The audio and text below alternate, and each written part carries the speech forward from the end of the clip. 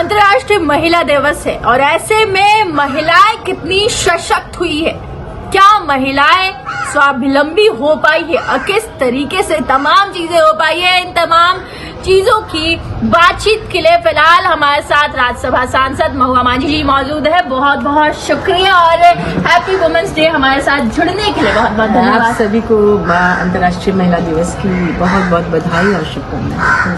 कई अहम सवाल हैं महिलाओं से जुड़े हुए, कितनी चुनौतियां अभी देखती हैं आप, अभी भी है महिलाओं के सामने। खुल के बात करेंगे, महिलाओं की बात करेंगे। देखिए, चुनौतियां तो हर एक के साथ होती है, महिलाओं के साथ भी हैं, पुरुषों के साथ भी हैं, युवाओं के साथ भी हैं। लेकिन चूंकि महिलाएं अभी तक बराबरी में नहीं आ पाई हैं, इसी वजह से महिलाओं की बात होती है, दलितों की बात होती है, पिछड़ों की बात होती है। तो महिलाएं देखिए, अलग अलग क्लास की महिलाएं अलग अलग तरह से, कुछ बहुत सुविधा संपन्न महिलाएं हैं, कुछ बहुत स्ट्रगल कर रही हैं। किसी के परिवार में खुलापन है, किसी को एजुकेशन लेने का हक है, कोई समाज अभी भी ऐसा है जो घूंघट में रखता है या पर्दे पे रखता है, बाहर नहीं आने देता।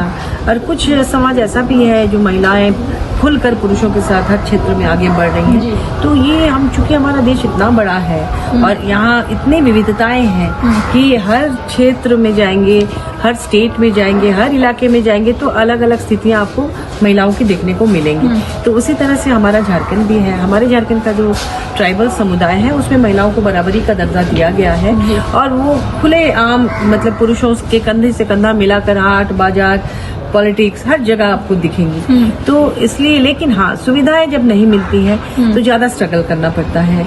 और हमारी सरकार माननीय हेमंत सोरेन जी ने शुरू से ही कोशिश की कि जो बदनाम है झारखंड ट्रैफिकिंग की वजह से, डायन हत्या की वजह से, या महिलाओं को जो तरह तरह से नौकरी का प्रलोभन देकर बाहर ले जाकर उन्हें ठगा जाता है, तो इन सब से निजात दिलाने के लिए इतनी सारी योजनाएं उन्होंने लॉन्च की हैं कि अगर यहाँ की महिलाएं उसका फायदा उठा ले तो निश्चित रूप से वो बहुत जल्दी सशक्त हो सकेंगी। हालांकि वो बहुत प्रतिभाशाली है। खेल के क्षेत्र में आपने देखा होगा कि कितनी सारी महिलाओं ने इंटरनेशनल लेवल पर झारखंड का नाम रोशन किया है, देश का नाम रोशन किया बिना किसी संसाधन के। पहले जैसे सावित्री पूर्ति जी, सुमरा टेटे जी, नानू हासदा, सुनता लकड़ा।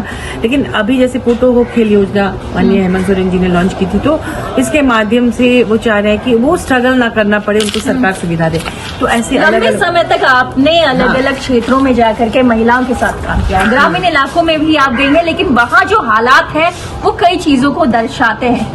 जो महिलाएं ग्रामीण इलाकों में आज भी रहती हैं, उन्हें कई चीजों का सामना करना पड़ता है। पहले घर की दहलीज को पार करने में ही उन्हें कई चुनौतियां, परिवार के जो पुरुष है वो उनके ऊपर हावी रहते हैं। तो इन तमाम चीजों को किस रूप में आप देख रहे हैं? देखिए, इसमें सुविधाओं का ना होना भी कई बार महिलाओं के पैरों में बेड़ी लगाता है। जैसे ग्रामीण क्षेत्र में क्या है कि पानी के लिए, कई बार बहुत रूरल एरिया की बात मैं कर रही हूँ, पानी के लिए, जलावन की लकड़ी के लिए, हाट बाजार, खेत खलिहान के लिए महिलाओं को बहुत सारा टाइम ऐसे ही गुजार देना पड़ता है, जिसकी वजह से फिर बच्चे हैं उनको भी देखना है, घर का भी काम करना है। तो जो उनमें संभावना होती है उसका सही फायदा नहीं उठा पाते। अगर वो घर में बैठ के रोजगार से जुड़ जाए, जबकि इतने सारे स्कीम लॉन्च किए गए, पलाश ब्रांड और स्किल डेवलपमेंट के माध्यम से लोन वगैरह सब्सिडी देकर, तो उससे ये फायदा होगा कि उनके समय की बचत होगी। वो समय वो अपने बच्चों पर ध्यान दे पाएंगी, रोजगार घर बैठे हो जाएगा।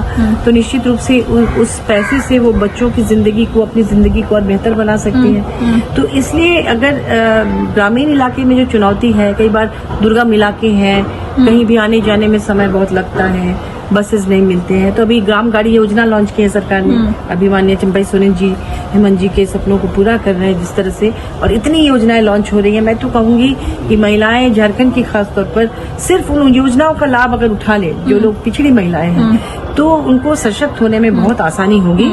और उनमें प्रतिभा भी है, हर तरह की संभावना है, वो मेहनती है, तो निश्चित रूप से वो आगे आएंगे। महिलाओं पे कई बंदिशें होती हैं, जैसे पुरुषों की अगर बात की जाए तो वो किसी से भी खुले तौर पे बात कर सकते हैं, मुस्कुरा सकते हैं, कहीं भी आ जा सकते हैं और उन्हें उनका अंदाज बिल्कुल भिन्न रहता है। लेकिन जब महिलाओं की बात आती है तो हमें शालीनता, इन तमाम शब्दों का सामना करना पड़ता है। ये लेकिन क्या लगता है कि अब बेबाक होना जरूरी है महिलाओं को? बिल्कुल, जब बराबरी की बात आती है तब फिर डरने से नहीं चलेगा और अपने आप को सही रखना है और कोई आप पर उंगली ना उठा सके। अपना उस तरह से आचरण अगर आप रखेंगे तो आप लड़ भी पाएंगे। अगर आप गलत करेंगे तो फिर लोग आप पर समाज जिस तरह का अभी भी बना हुआ है, अभी भी जिस तरह के संस्कार हैं और मोहल्ले वाले या कोई भी महिलाओं के बारे में बहुत जल्दी उंगली उठाने लगते हैं। अगर आप सही हैं और आप में हिम्मत है तो एक रूढ़िवादी मानसिकता को बदलने की भी आवश्यकता है। तो ये अपने घर से ही बदलना होगा। रूढ़िवादी मानसिकता, समाज में कौन लोग रहते हैं? परिवार के लोग रहते हैं। परिवार एक इकाई से ही बनता है। तो अगर पारिवारिक माहौल ऐसा हो जाए कि जहाँ आप अपने घर से शुरुआत करें, अपने घर में अगर उस तरह का वातावरण बना दे तो फिर समाज भी अपने आप बदल जाएगा। जी बिल्कुल। एक और सवाल लेते हैं। मैम, लंबे समय तक आपने जो कार्य किया है यहाँ पे महिला आयोग में, महिला अध्यक्ष, वहाँ पे अध्यक्ष के रूप में आप कार्यरत रही, उस दौरान कई महिलाएं आपके पास आती होंगी घरेलू हिंसा या तमाम चीजों उत्पीड़न में।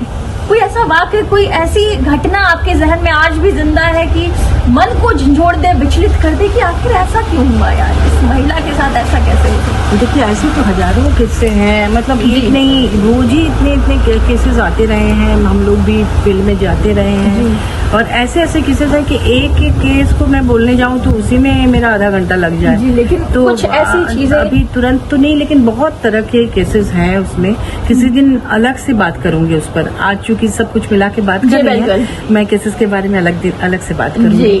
हाँ। तो अगला सवाल एक ले लेते हैं कि अभी जो फिलहाल आप जिस जगह पे हैं, महिलाओं को आरक्षण दिया जाता है, 33% आरक्षण की फिलहाल बात हुई थी, और ऐसे में क्या लगता है कि वो आरक्षण सही रूप से मिल पाया है? संसद में भले आपकी आवाज गूंज रही है, लेकिन क्या उन महिलाओं की और भी इसमें भागीदारी होनी चाहिए? इन तमाम चीजों को क्या कहें? देखिए, मैं हमेशा ये कहती हूँ कि महिलाओं को पॉलिटिक्स में आना चाहिए अधिक से अधिक संख्या में, और अभी भी 14% ही महिलाएं हैं संसद में, MLA MP वाले ये में, जो कि हमारे आसपास के जो पड़ोसी देश हैं उनसे भी बहुत कम है संख्या में। तो आरक्षण अगर हो जाए तो अच्छी बात होगी। महिलाओं की भागीदारी होनी चाहिए। हमारे झारखंड में तो 50% आरक्षण है। मुखिया वगैरह के चुनाव में आपने देखा होगा कि कितनी महिलाएं चुन के आई हैं जिला परिषद चुनाव में, मुखिया चुनाव में।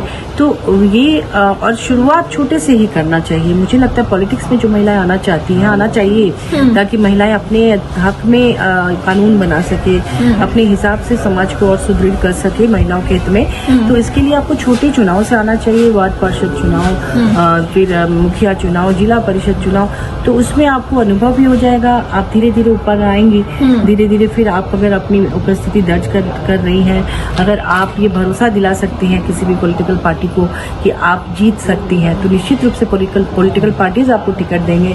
और देकर तो कई बार होता है कि महिलाओं हल्ला करती है कि हमें टिकट नहीं मिलता, लेकिन टिकट मिलने के लिए पहले आपको काम करना होगा, जनता का दिल जीतना होगा। अगर जनता आपसे जुड़ गई तो ऑटोमेटिकली सभी पॉलिटिकल पार्टीज आपको टिकट देंगे। इसके लिए खुद को तैयार कीजिए, राजनीतिक रूप से भी, और हर क्षेत्र में महिलाएं आगे आ रही हैं, राजनीति में आप आएंगी तो बहुत अच्छा करेंगी। एक और सवाल लेते हैं, ये अंतिम सवाल रहेगा हमारा, वक्त भी मैम का जाया नहीं करना है, लेकिन दर्शक बिल्कुल सुनना चाहते हैं, क्योंकि महिला सशक्तिकरण की मिसाल है झारखंड में महुआ मान, जिन्होंने कई चीजों पे काम किया है। अंतिम सवाल लेंगे, और बेहद जो गंभीर मुद्दा है, झारखंड में आज भी कई ऐसे इलाके, ग्रामीण क्षेत्रों में मासिक धर्म को लेकर के खुल के महिलाएं बात नहीं कर पाती है, कई समस्या है।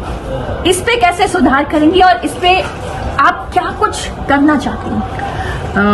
इसमें चूंकि इससे स्वास्थ्य भी जुड़ा हुआ है महिलाओं का, इसके लिए परिवार में ही एक ऐसा वातावरण बनाना होगा कि इन चीज़ों को छुपाया नहीं जाए, और इस पर बात करें अपने घर के लोग, कैसे स्वच्छ तरीके से रहा जाए। अगर उन दिनों कुछ किसी को परेशानी हो रही है तो डॉक्टर से भी बात करके उसे नियमित किया जाए।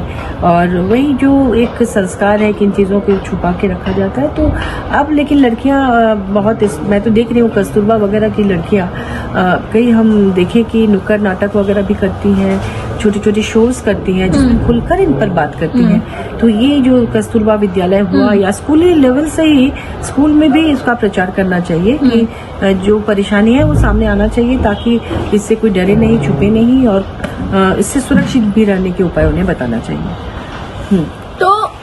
हमारे साथ जुड़ी हुई थी मवा मांझी, जिन्होंने कई चीजों पे मुखरता से अपनी बातें रखी। महिलाएं कितनी सशक्त हुई है और महिलाओं के फिलहाल किस तरीके से भागीदारी है। लेकिन वहीं ग्रामीण इलाकों में फिलहाल जो महिलाओं के हालात है वो कई चीजों को बयां करते हैं। क्या वाकई महिला सशक्त हुई है? आज अंतर्राष्ट्रीय महिला दिवस है, लेकिन फिलहाल जहन में कई सवाल हैं। कई जो मुद्दे हैं उस पे आज भी खुल के बात नहीं होती। कई अहम मुद्दे हैं उस पे आज भी महिलाओं के द्वारा चुप्पी सधी रहती है। वहीं जो सामाजिक रूप से जो अहम मुद्दे हैं महिलाओं को लेकर के, उसमें अगर चुप्पी सधी रहेगी तो आने वाले दिनों में ये राज्य, ये देश किस ओर जाएगा? क्या महिलाओं को घर की दहली अब पार करनी चाहिए और खुले आकाश में उड़ान भरनी चाहिए? जी बिल्कुल। और ऐसे में आपसे भी कई सवाल अपनी सहयोगी जयंती के साथ मैं लीजा सिंह, TV 45 के लिए रांची से।